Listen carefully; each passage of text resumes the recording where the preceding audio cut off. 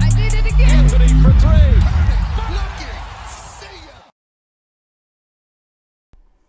All right. What's happening, everybody?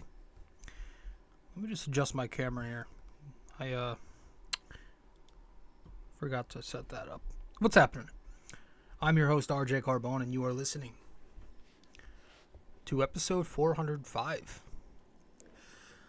of BD4, where there's no better way to get your Yankees and Knicks analysis. We also do MMA now, too. Yanks every series, Knicks every game, MMA occasionally on weekends. I got to ditch that tagline because we just do MMA sporadically whenever. So, speaking of MMA, though, we are doing some MMA in this episode, as you can tell by the title. We're going to we're going to recap UFC 279, just give some thoughts on some of the fights on the main card. So yeah, we're not going to waste time.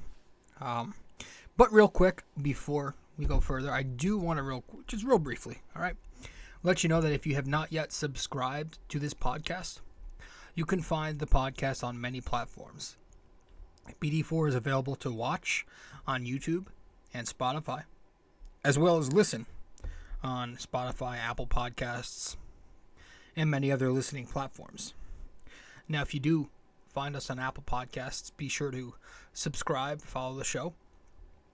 Give us a 5-star rating and review, because we're currently a 5-star podcast and would like to keep it that way. All right.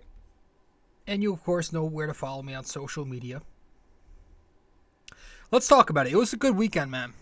UFC 279 was fun. So many good fights that I remember on this card. Though the one that stood out to me, honestly, most wasn't even on the main card. It was the Chris Barnett, Jake Collier fight, and hopefully I said his name correctly. That was awesome. Barnett ends up getting the round 2 knockout. But I mean, from the very start of this fight, man, wow, I loved this fight. A classic heavyweight brawl. Just a straight up slugfest. Big fat sluggers. Just right out of the gate, standing and throwing. As Derek Lewis likes to say, swang and bang. And Jake was ahead most of the fight. He looked like he was on his way to either a finish or a decision win. I mean, he was touching Chris up. Chris was hurt bad. He had like a gash right around his eye, his left eye. But in the end there, Jake kind of lost patience. He was kind of gassed from the amount of, just the volume he was throwing his punches at. I guess that got to him. He ran out of gas, and Barnett kind of the opposite. As big as he is, he's got some cardio. So he was able to wait it out, and he jumped at the right time, and he got the finish in round 2.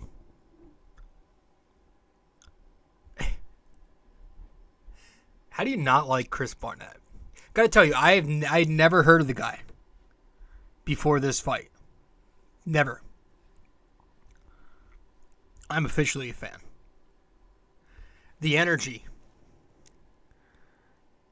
the comedy that he brings, doing his little walkout dance and his celebration.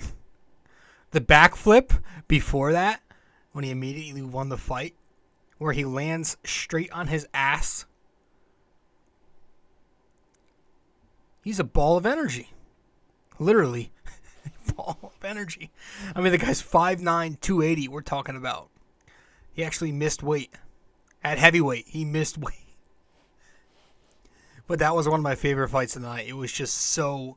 It was what you want to see when you see two heavyweights fight. So that was one of my favorites. The The first fight on the main card was okay. Johnny Walker going up against Cutelaba.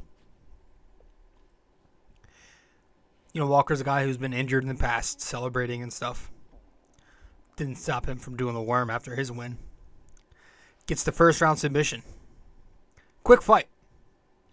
Quick fight to open up the main card. Johnny Walker usually does well in those shorter fights. But he was protecting himself early.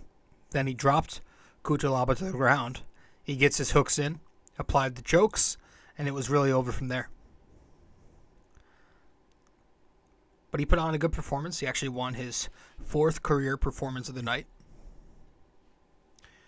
There were actually 4 performance of the nights handed out from the promotion that night. But that was, that was a good fight. And of course, there was a whole story afterwards. I didn't read up on it too much, but apparently he got kicked out of the venue. I saw photos and clips of him literally wearing his attire from the octagon outside. So I guess with COVID now, you're in and you're out. It's quick. Like as soon as you fight, they want you out of the building. So he got kicked out of the venue. I didn't know they still had restrictions for COVID. Dana said he didn't know. I mean, clearly Johnny Walker and his coach didn't know. But I don't know. That was interesting. That was really interesting. So that happened. The Irene Aldana versus Macy. I'm not even going to try to pronounce her last name. Chiasson. Pretty cool performance there from Irene Aldana. Right? The 3rd round. Up kick knockout. Heel kick to the liver. A heel kick to the liver. Historic. Never seen that shit. We've seen very few up kick knockouts in UFC history. I don't think we've seen a heel kick to the liver.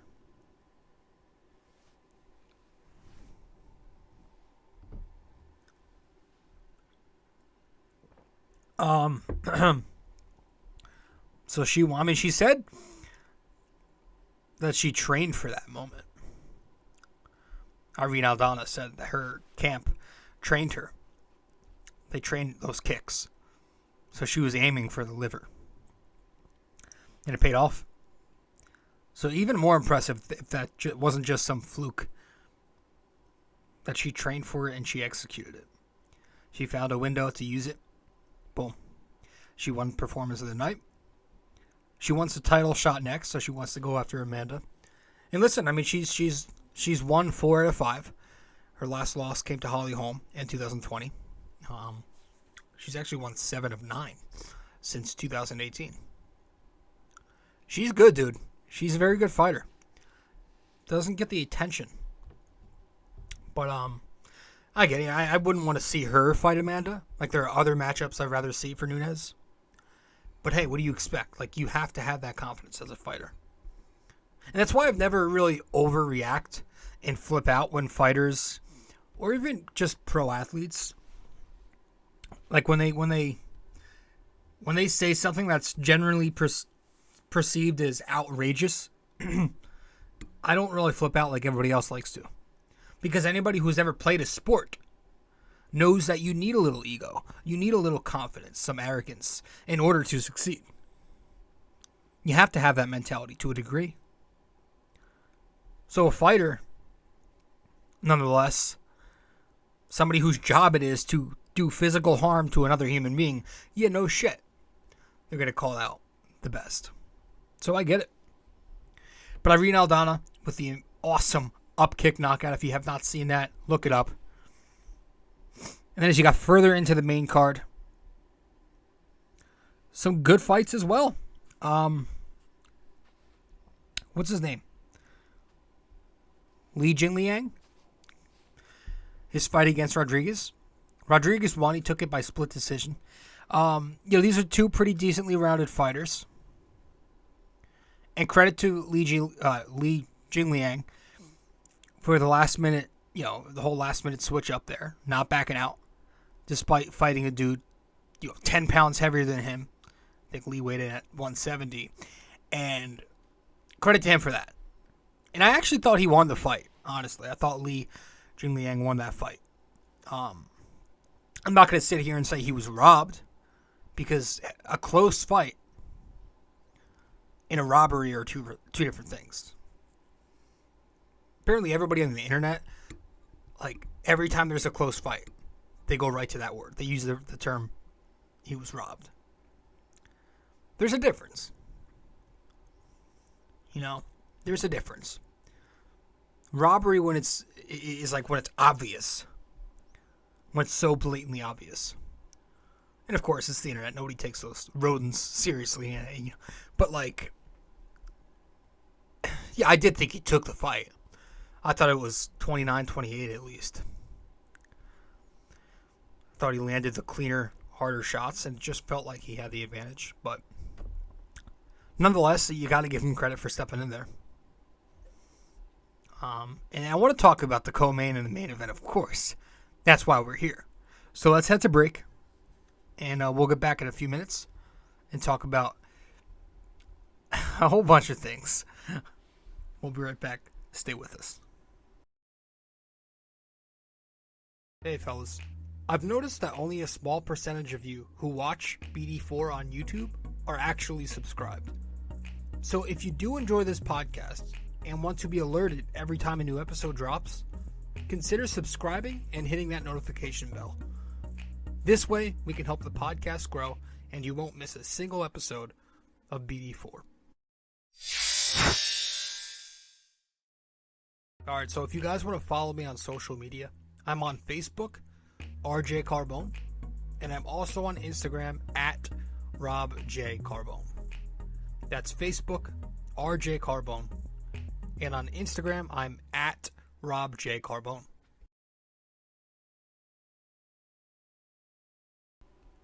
Welcome back to the show. I'm your host, RJ Carbone. You are listening to episode 405 of BD4. Welcome to the podcast. Now, it's going to be a quicker episode. We're just recapping a couple of fights, giving quick thoughts on it. But I'm not going to finish the episode without talking about the meat and potatoes of the night. And we'll start with the co-main event. Jesus Christ. The co-main event. You had Khamzat Chimaev going up against Kevin Holland. Khamzat gets the round 1 submission. First off, this was probably the quickest heel turn you're going to see. I mean, Khamzat Chimaev's been the people's guy ever since he signed with the UFC. But the whole press conference thing happened. Which, okay. Then the weigh-in fiasco happened, and that had fans turn on him. But he ran with it, and he won another fight. Right out of the gate, with the quick takedown, the fake glove touch, and boom. He has Kevin Holland in top position.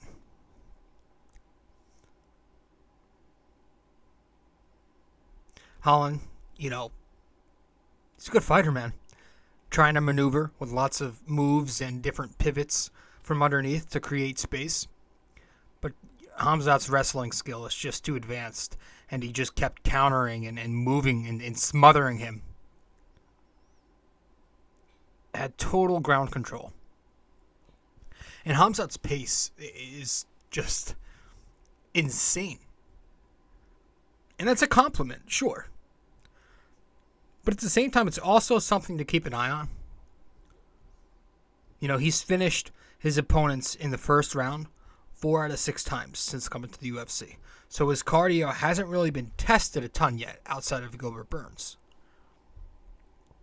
But I'm telling you, if he runs into somebody with the gas tank, Colby Covington, he may face some adversity. And honestly, that's kind of the fight I want to see.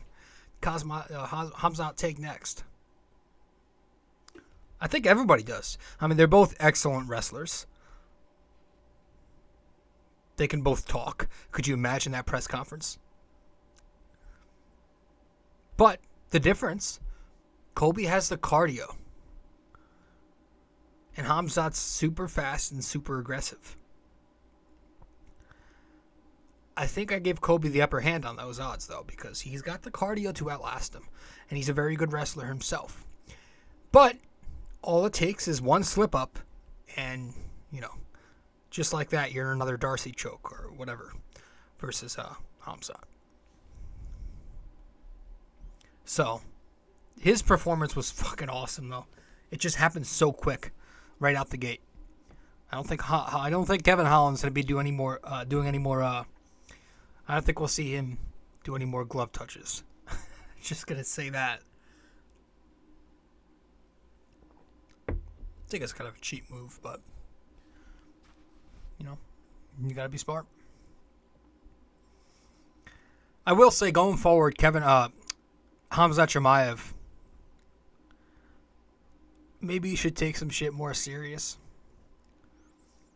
The press conference shit, whatever. That's just men being men. This is the UFC. I don't care about that. That's not gonna. But I'm talking about like missing. You can't be missing weight by 8 pounds. And then proceeding to laugh it off, flip off the fans, and act like that's not an issue going forward. And don't even start with the doctor garbage. Like, when is a doctor ever going to say, oh yeah, go right ahead, you're fine? Obviously, they're going to give you the conservative answer. Obviously, for liability reasons, you're never going to hear a doctor tell you to go right ahead, don't worry about it.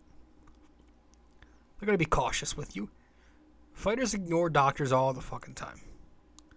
This was a case of Khamzat knowing he wasn't going to make weight. Didn't take Diaz seriously. He blames the doctor because when everybody hears the word doctor, they immediately go, oh, okay, well, the doctor says. So he just gave up. But you are the main event. You should know damn well not to risk that.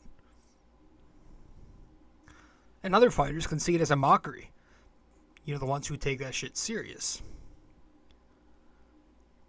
A lot of people have been talking about Khamzat over his last couple of fights as he keeps winning, getting a title shot. But how do you give him a title shot if you can't make weight as a contender? And he's off by not just 1 or 2.5 pounds. He's off by 7.5 pounds. And remember, championship weight, you don't get that 1 pound leeway. It's precise. So yeah, he's young. Just 12 professional fights, 6 in the UFC. But it does catch up to you. Every single time it'll catch up to you. Now, that all said, right now the kid continues to win. Could you imagine if he lost? Considering all that drama beforehand, it would have been hell for him. His stock would have fallen tremendously.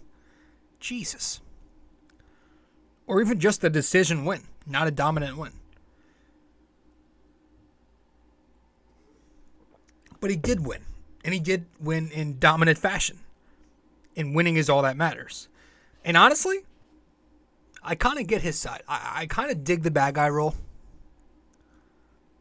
For those of you who've listened to my UFC podcasts before here on the show, I've mentioned before that I love those polarizing figures. The whole I don't give two shits attitude. I love it. This kid is a perfect heel for the UFC. I mean, talk about riling up the American crowd. There's nothing that does it besides what he said. I kill everybody, Allahu Akbar. I mean, how is that any more of a heel? I love it. I mean, you guys know if you listen to my podcasts. I love the heel. I love the bad guy. I'm a big Conor fan. I'm a big Colby Covington fan. All right. So, listen, the kid's a fantastic fighter. He's phenomenal at it. He finishes everybody quick and easy. He has never lost. He's never even been touched up in a fight other than a couple times in the Burns fight, which he still won. It was his only decision win ever. But he destroyed Holland, man. He destroyed him. He made him easy work.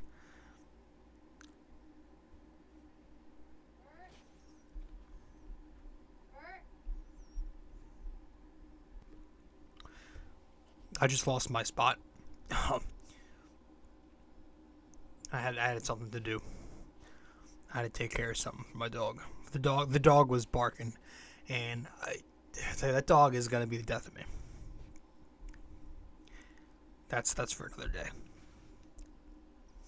I needed to take care of some things with the dog because that shit fucking thing doesn't shut the fuck up.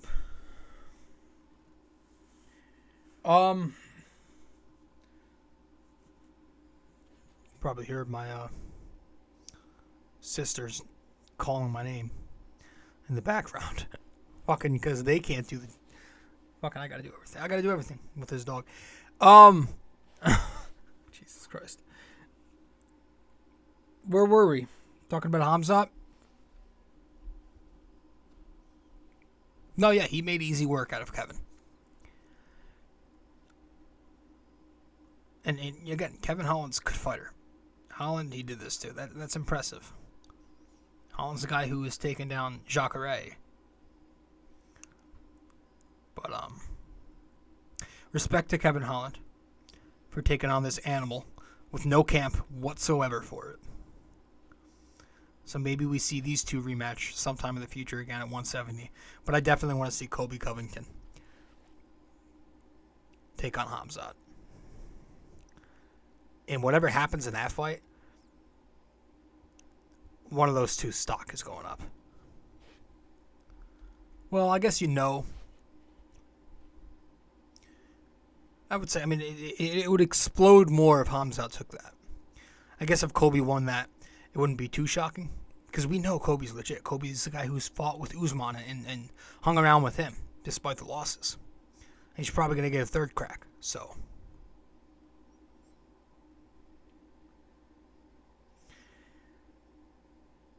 So, that was the co-main. Let's talk about the main event. Real quick when I had to break. When we get back, we'll talk about the main event. Stay with us. So BD4 is on so many different platforms now. You can listen to the show on Apple Podcasts, Spotify, Google Podcasts, and plenty other listening platforms. You can also watch the podcast on YouTube and Spotify.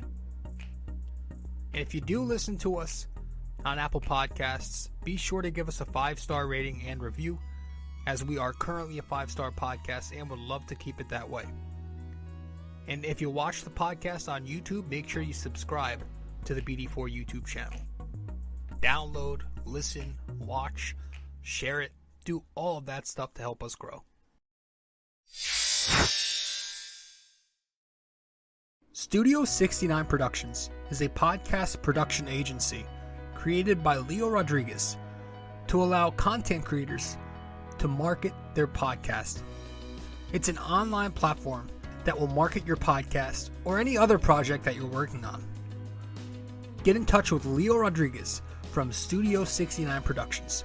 You can find Studio 69 Productions on Instagram at Studio69NJ. Studio 69 Productions, where dreams are heard and born.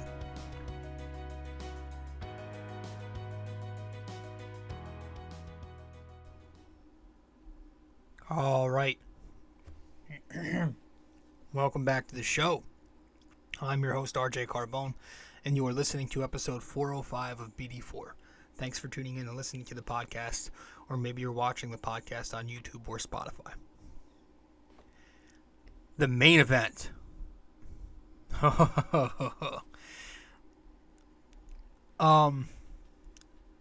Nate Diaz going up against Tony Ferguson now for the main event. Nate Diaz obviously gets the round 4 submission, but this was another exciting fight. It wasn't the greatest fight, right, in terms of being extremely technical. It was a bit sloppy, not the fastest fight. But it was exciting. Still, it was fun, given who was fighting. You got two older guys past their prime coming off losses, yeah. But they're both known for one thing. Being tougher than anybody. They're tough as nails. And having these steel chins, especially Nate. But every time I think of Tony, I think of the first time I saw him fight live. Was against Beneil Dariush, where he had him in that submission, and Tony refused to tap. So these are two tough motherfuckers. So I expected... It was a perfect matchup. So I expected this one, two tough as nails motherfuckers, to go 5. We almost got to the 5th, but it ended up being a 4th rounder. And Nate comes out victorious. But it was good. Tony controlling things out the gate. But Nate started to push back, using his boxing very effectively, forcing Tony to reset. Tony was using some leg kicks in there, chipping away at Nate, throwing some elbows even. He got a bit reckless. He was turning some of his off-balance punches into elbows, but he started doing that a bit too often. And so once Nate started coming in hot with pressure and making those reads off the elbows, that's when Tony Ferguson lost a bit of ground. Started taking some damage. His shin opened up. Things he usually does well, we're not executing here. He also looked a little bit slower. But, much of the fight was very fun. And of course, I think sometime in the 3rd round, middle of the 3rd round, I believe it was, Nate came out with the antics, of course, because that's what he does. Walking around the edge of the octagon, leaning up against the cage, just chilling, pointing at Dana, talking shit. Dude was fatigued. You could clearly see he was fatigued. He's resting on his knees, like hunched over. But it was still hilarious, and there's nothing wrong with that. He's older and he's exerting a ton of energy. But just fucking around out there. Tony does a quick lie down, gets back up. Mark Goddard's like, come on, let's go. Everyone's like, what the hell's going on? It was hilarious. I was cracking the fuck up. But then eventually in round 4, Nate gets him with the guillotine. He gets him on the ground, and he gets Tony with the guillotine. Tony actually tapped. Crazy how we tapped from that. But you go back to the Dariush fight. I believe it was Dariush. And the dude refused. But that's what I'm saying. He's getting older. He's getting older. Okay? But I think the most shocking part of this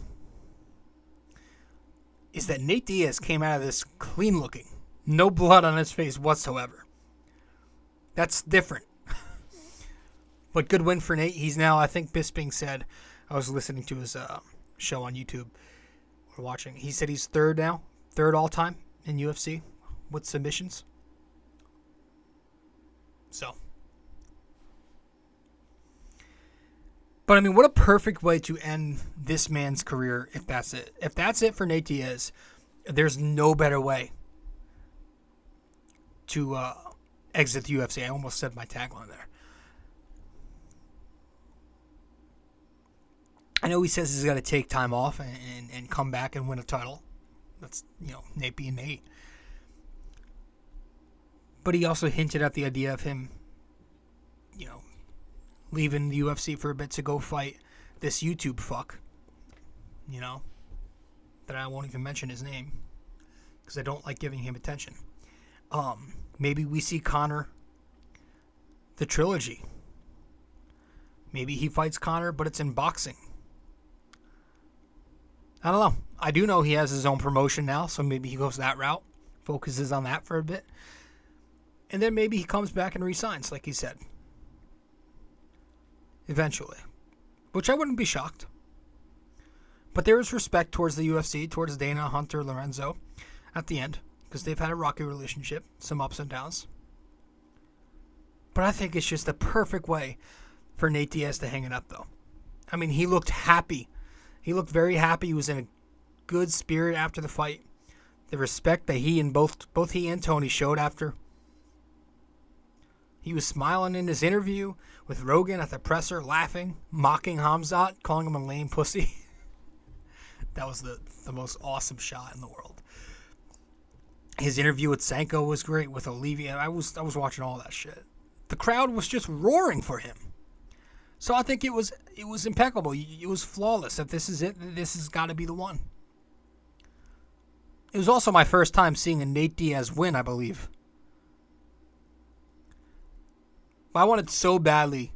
I did. I'm not going to lie. I wanted badly to see him walk to the center of the octagon there at the end, put down his gloves, and call it a career. Could you imagine? Imagine the crowd then. Jesus Christ. I mean, even macho Joe Rogan would have even cried on the spot there. But at the same time, I hate when people think they can tell others when to retire. Unless, of course, it's Aaron Hicks. I get that. But, no, it's his decision, man. Let him do what the fuck he wants. Stop trying to pick his career path. And then what's next for Tony? You know, he's coming off, I think that's 5 losses in a row now. He says he's not done too. But I don't know. What do you do next? This was the perfect matchup for Tony Ferguson to kind of get back on track and finish strong. But even here, he couldn't get it done. He's definitely not getting cut. I could say that. He's too big and beloved for that in the UFC. But where do you go with him if he doesn't retire? And if he can't beat Nate Diaz, an older version of Nate Diaz, who do you give him? Yeah, maybe you got to give him one of those journeymen. You do have to admire the confidence. And the dude never talks like a guy who lost 5 in a row. He's happy. He's always positive and good spirits as well. And listening to his press conference, he's just happy to be here. He literally, he had a reporter ask him. He's like, and I think his response was like, I don't know, I'm paraphrasing, but it was like, are you glad that fighting is back or something like that? He's such a positive dude, and you hate seeing him lose so much. Because this is a legend. And he's also fought some incredible legends. So, there's a difference between losing to nobodies and losing to Gaethje, Dariush, and the talent he's lost to recently.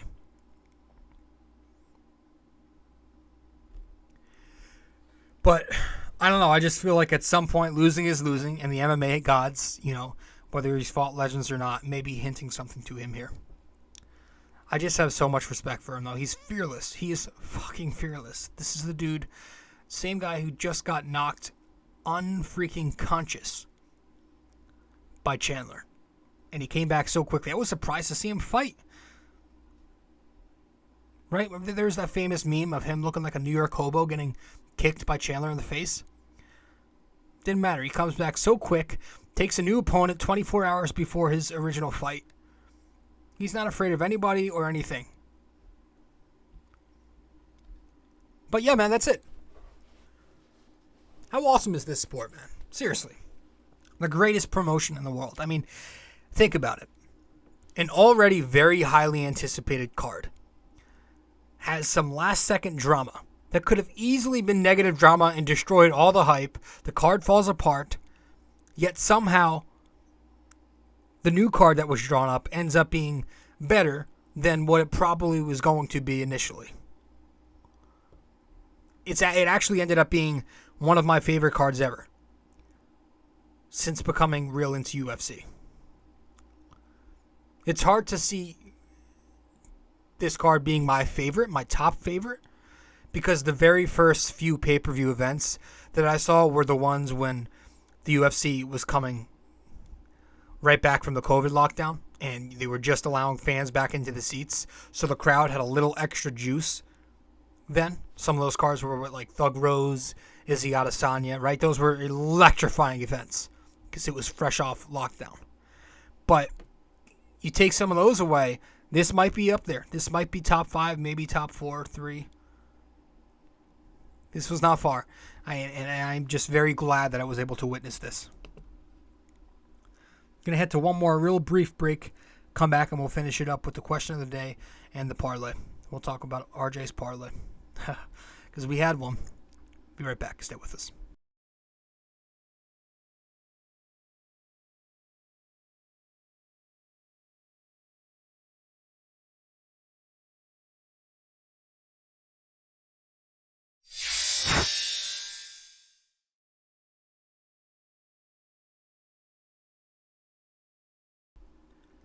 All right, welcome back to the show. You're listening to episode 405 of BD4. I'm your host, RJ. Let's get to... Want to start off with... Let's talk about our parlay real quick. Let's get to RJ's parlay, and after that, we'll talk about the NYY-NYK-MMA question of the day. Let's get to RJ's parlay from Saturday night.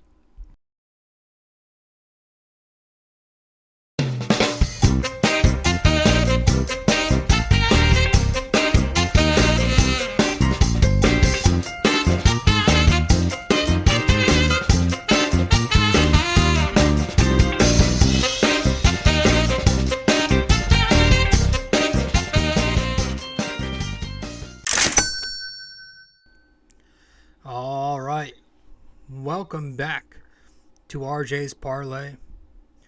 I'm your welcome to RJ's Parlay. I almost forgot the tagline for that. Welcome to RJ's Parlay, where my degenerate self breaks down tonight's big parlay. If I miss, it's not surprising. If I hit, I'll probably lose it all the next night, because that's how this works. Welcome to RJ's Parlay. Now, this parlay was from Saturday, so it's an old one. It was from the pay-per-view event from UFC 279. And I had a 4-pick parlay for plus 916 odds. Gosh. I had Aldana, money line. That happened. It worked. Put a check there. Nate Diaz, money line. Put a check there. I had Khamzat Chimaev, money line, put a check there. And the one, it's always one too, it's always one that does not hit, was the Lee Rodriguez fight, where I had Lee taking the money line.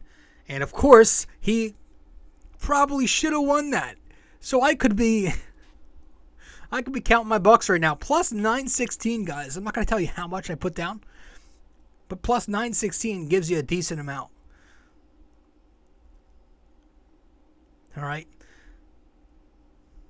Let's just say I'd be buying a few steak dinners. So I did put down something worthy. I mean, shit. 916. I was so frustrated that Rodriguez won. I didn't know at the time that the other three were going to, or the two above that were going to hit. But they fucking did. And that just makes it sting even more now, looking back in hindsight. But he should have won that. And if he won that, I'd be buying people steaks.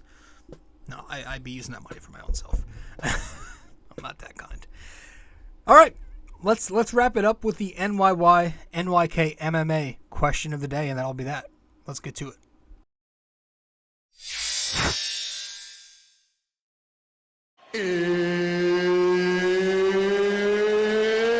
It's time! All right. So for this episode 405, our NYY-NYK-MMA question of the day is: Khamzat Chimaev has had 6 fights in the UFC. How many have went beyond the first round? Now, the hint to this question is I said it at least twice in this exact episode, so I kind of blew it. But try not to cheat and just try to remember.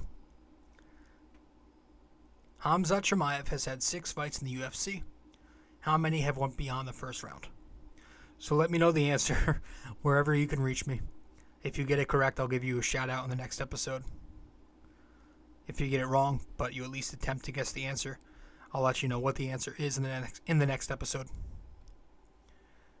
But one last time, Khamzat Chimaev has had 6 fights in the UFC. How many have went beyond the first round? And again, your hint is that I've said it at least twice during this episode. But that's it. That's all I've got for this one, guys. Thanks so much for tuning in. Episode 405. 405 is in the books. I'm your host, RJ Carbone. Thank you for tuning in to BD4. Hope you enjoyed this episode of the podcast. Be sure to subscribe, follow, download, share it with your friends on social media, and all that stuff. And I will see you in the next episode. That's it for this one, guys. Thanks. Ciao.